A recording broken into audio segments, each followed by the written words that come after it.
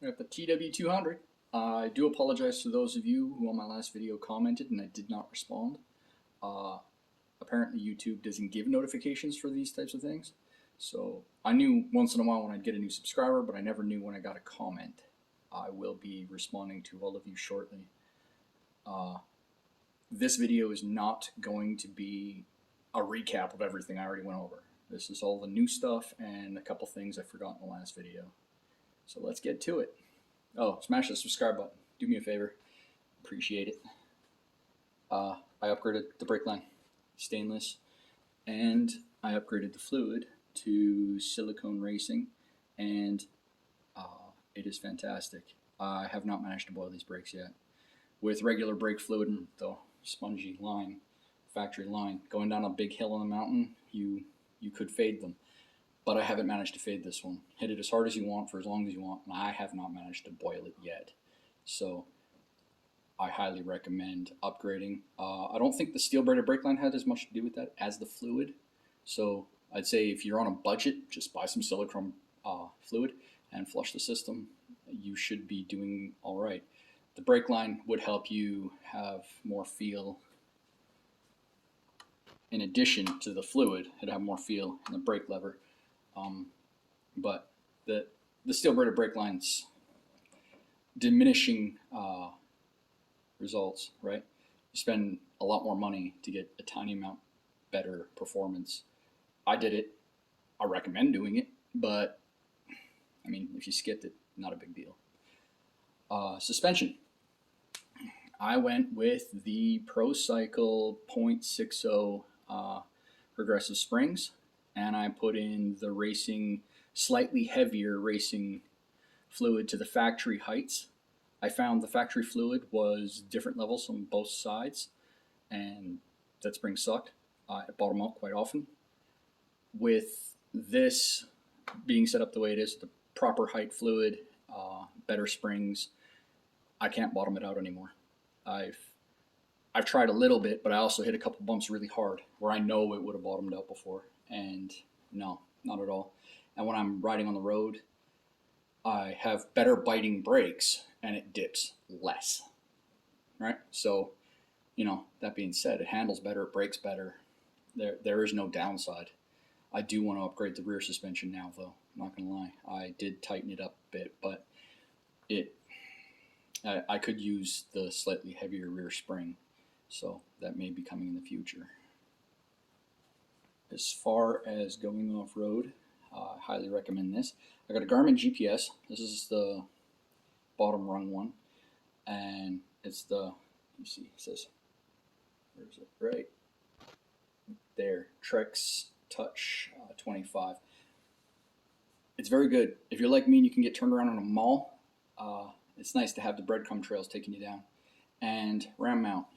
Go on Amazon. They sell the Garmin, what should we call it? Come on, bugger. They sell the Garmin mount. So you get the ram mount and the Garmin mount, right? And Garmin comes from the factory. I didn't add anything to it. With that clip on it, which is for their own clip, but then ram mount, I'm guessing they got permission to do it. Made it so it fits. So it's all easy to buy, easy to use. Just make sure you got batteries in your pocket. You never get lost again.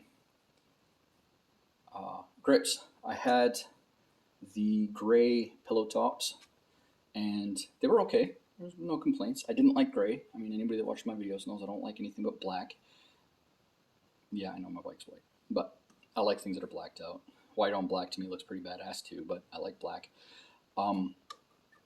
I did find that it made no difference. I mean, you're not going to feel the texture difference when you're wearing gloves, and I would never ride without them. So I don't feel any difference because the outside diameters are both the same. They look better because they're all black in my opinion, and they feel the same. And they were 20 bucks on Amazon. No big deal. For comfort, you can spend good money on a seat, and you know there's an argument for that. But I would argue an adjustable seat cover that you can take off and wash is just as good, if not better. In some ways, it's definitely better.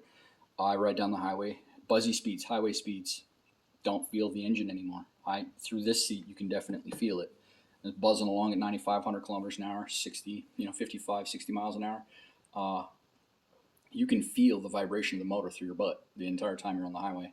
And on bench roads, it's just amplified at lower speeds. So I highly recommend the Airhawk. I bought it from my Yamaha dealer for about $200, and being fully adjustable and as comfortable as it is, it's like sitting on a pillow on your kitchen table, chairs, whatever, right? Like it is the most comfortable cushion I found, and I highly recommend it. And if you want to buy the seat, go ahead, but just remember, when you buy the seat, you're going to end up with something that's not adjustable. So whether you love it or hate it, it is what it is. Turn signals. They looked great in the last video, didn't they? Going across all nice. Yeah. Well, these are Amazons, and I didn't expect longevity, and I certainly didn't get it. So they died. I think it was the left one first and the right one, and now I can't get them to work. So I'm going to have to replace them all. And, it is what it is. Pmr Racks. You have to go to Precision Motorcycle Racks, as far as I know, online in order to get them. Fantastic racks. They keep things out of your tire, out of your exhaust, so nothing gets melted. They provide a certain amount of side protection. If I was to ride it just like this going up the mountain and drop it, I mean, they're going to protect my exhaust from getting, absolutely shit kicked by rocks and things. So I very much like those. I went through all that stuff in a previous video as well. Another point I'd like to make that I forgot to in the last video, the factory foot pegs. Everyone's talked about them, so I'm not saying anything new. They suck. P50 foot pegs are not suitable for adults. Go get yourself some bigger, wider ones. These were on here when I bought the bike used, and I would have done it if they didn't, kind of thing, right? I mean, but you can get them from anywhere. Any place that sells motorcycle parts pretty much will sell these, right? So no need for me to go any more into that. I'm guessing the previous owner, one of them, didn't check the chain often enough, and obviously it broke. Well, whatever. But the reason we're looking at this is the clutch. Obviously you can't see the clutch, but when I first got the bike, I wanted to check the clutch by actually taking it apart, looking at it, and there was tons of meat on it, so it was fine. Put it back together, and I noticed when I put it back together, it was way more snappy off the line for a minute, and then it went back to its usual, self. And I was thinking, I was like, well, obviously it's slipping just a tiny bit off the line. So the solution to that for me was go on Fortnite and buy the slightly stiffer springs. I don't regret it whatsoever. They're way cheaper than you kind of expect from a transmission part, and big difference. It's a lot torqueier in first gear when you're first taking off, especially, right? I mean, clutches don't slip at speed, so I mean, you're in third gear cruising, you're not going to feel nothing. But in first gear, off the line, it's definitely grippier, a lot grippier. It makes it feel like the bike has an extra 20% torque, which obviously I didn't increase the torque at all. Well, maybe I did a little because, I mean, technically the power's getting to the ground better, but the engine's still putting out the same power. It's just I'm losing less to the drivetrain by putting in better springs. So I highly recommend that. And last but not least, I put in a lithium battery. I was going to go with the gel.